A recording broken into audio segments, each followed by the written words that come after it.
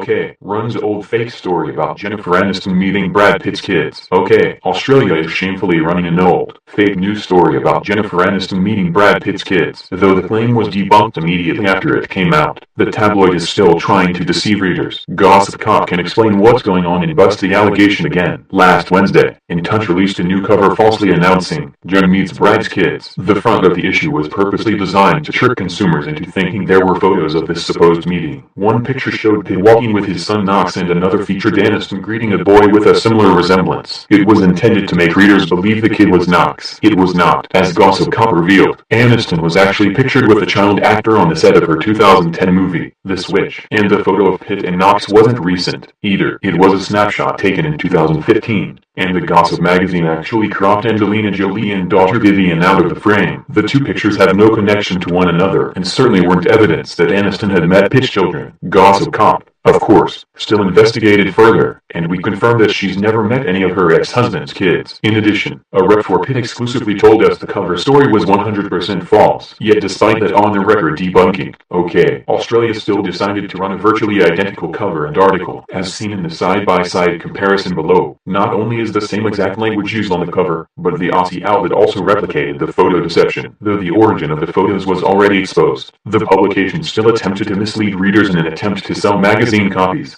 Additionally, the In Touch story is also recycled almost word for word. For example, the American tabloid quoted an alleged source as saying that when Aniston supposedly met Pitt's children, the kids knew who Jen was and were familiar with her from TV and magazine photos, but they treated her like a normal friend of their father's. The OK Australia version features that same quote and repeats many others. So, what's going on? This actually isn't the case of plagiarism. Rather, it's an instance of intentionally shared content. What many people don't know is that Australia's OK and America's In Touch are sister publications. They are both owned by Bauer Media, and as Gossip Cop has started increasingly monitoring foreign gossip outlets, we've noticed that what first appears stateside is then sometimes regurgitated in Australia. But there is no justification for running untrue claims when they've already been proven to be erroneous and made up. Perhaps it's time for the tabloid down under to stop trying to pull one over on its readers.